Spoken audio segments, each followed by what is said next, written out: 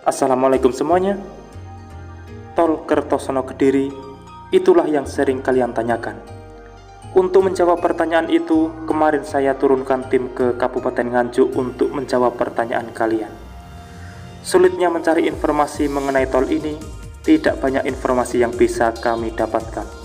Tapi setidaknya bisa menjawab sedikit pertanyaan kalian. Dan berikut ini informasi selengkapnya.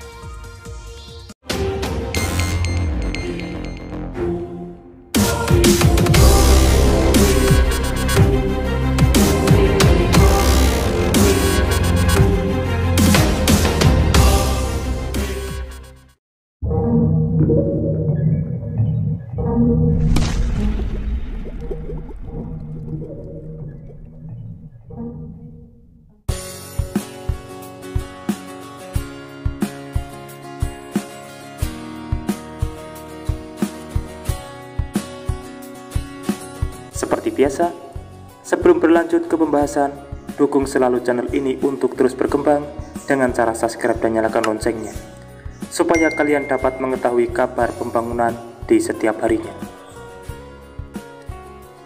Jalan tol Nganjuk Kediri atau sering disebut tol Kertosono Kediri memang akan segera dibangun. Untuk saat ini, tahapan pengumpulan dokumen kepemilikan lahan terdampak masih berlangsung di Kabupaten Nganjuk. Dengan demikian, bisa dipastikan untuk wilayah Nganjuk belum ada proses pembebasan lahan dengan nilai ganti untung kepada warga yang diminta Pemkab Nganjuk. Salah satu warga desa Gedung Suko, Kecamatan Sukomoro, Kabupaten Nganjuk, Suprapto mengatakan pihaknya memiliki 2 bidang tanah yang masuk dalam proyek jalan tol Kertosono Kediri. Namun hingga kini belum bisa diproses ganti ruginya yang diterimanya dari proyek jalan tol tersebut.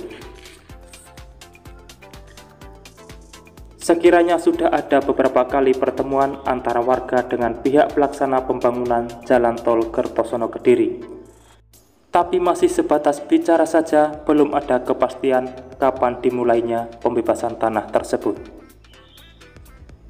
Suprapto bersama warga yang lain mengharapkan segera ada kejelasan soal ganti kerugian yang bakal diterima. Karena bagaimanapun pihaknya bersama warga sudah bersedia merelakan tanahnya untuk pembangunan jalan tol Kertosono Kediri tersebut. Warga mendukung proyek strategis nasional tersebut, tapi warga jangan sampai dirugikan terlalu besar dan yang penting bisa membeli tanah pengganti atau membangun rumah di tempat lain. Itu saja intinya harapan para warga. Lebih-lebih bisa diuntungkan dengan adanya proyek tol ini. Sementara Kepala Desa Nglundo, Kecamatan Sukomoro, Kabupaten Nganjuk, Ansori mengatakan tim PPK Appraisal Lahan Jalan Tol Kertosono Kediri sudah datang ke koordinasi dengan Pemdes Nglundo. Tim tersebut meminta pertimbangan nilai taksiran harga lahan untuk jalan tol tersebut. Pihak desa menyampaikan taksiran harga kalau yang di tepi jalan mencapai 2,5 juta per meter persegi, dan kalau tanah lokasinya di dalam nilai taksirannya 1,5 juta per meter persegi. Tim PPK Jalan Tol juga sudah turun langsung ke lapangan menemui warga untuk menanyakan nilai taksiran harga tanahnya kepada warga langsung. Di samping itu, mereka juga bertanya tentang NJOP tanah kepada warga secara langsung, dan hingga saat ini data dari taksiran harga tanah untuk proyek jalan tol Kertosono Kediri masih belum ada kepastian.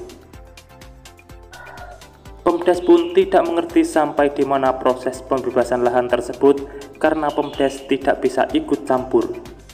Tapi yang jelas belum ada kepastian soal appraisal tanah ganti rugi untuk jalan tol tersebut. Memang diakui Kades Ansori, tim PPK Jalan Tol Kertosono Kediri telah meminta pihak Pemdes Nglundo untuk mempersiapkan data dokumen kepemilikan tanah warga yang terkena proyek jalan tol, mulai dari kepastian nama pemilik serta batas-batas kepemilikan tanah. Data tersebut yang mungkin akan digunakan untuk proses penetapan nilai ganti kerugian kepada warga. Dan nantinya apabila sudah ditetapkan nilai appraisal dari bidang tanah milik warga yang terkena proyek jalan tol oleh tim PPK, maka pihak Pemdes tidak bisa ikut campur sama sekali. Ini dikarenakan tim PPK akan memproses pembayaran nilai ganti rugi tanah dengan berhubungan langsung dengan warga pemilik lahan. Jadi sampai sekarang belum ada satupun proses pembebasan lahan dengan pembayaran nilai ganti kerugian kepada warga di Kabupaten Nganjuk. Itu sejauh ini kami ketahui terkait pembebasan lahan untuk proyek jalan tol Kertosono Kediri. Itulah informasi yang sering kalian tanyakan mengenai progres tol Kertosono Kediri di Kabupaten Nganjuk. Memang saya akui kabar mengenai tol yang satu ini tidak bisa diprediksi. Untuk mendapatkan informasi ini pun, tidak semua desa terdampak bisa dimintai keterangan. Untungnya, masih ada yang bisa kami dapatkan keterangan, warga dan salah satu kepala desa, dan mungkin itu bisa menjawab pertanyaan kalian.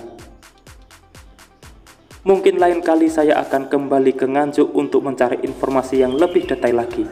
Jika sekiranya kalian warga terdampak ingin diwawancara atau mau menemani penelusuran tim kami, bisa chat di WA yang sudah saya sediakan di kolom deskripsi. Nanti waktunya bisa saya kondisikan. Mungkin itu saja informasi yang bisa saya sampaikan untuk saat ini. Kurang lebihnya saya mohon maaf dan terima kasih sudah menonton. Saya pamit undur diri dan wassalamualaikum warahmatullahi wabarakatuh. Sampai bertemu di video menarik selanjutnya.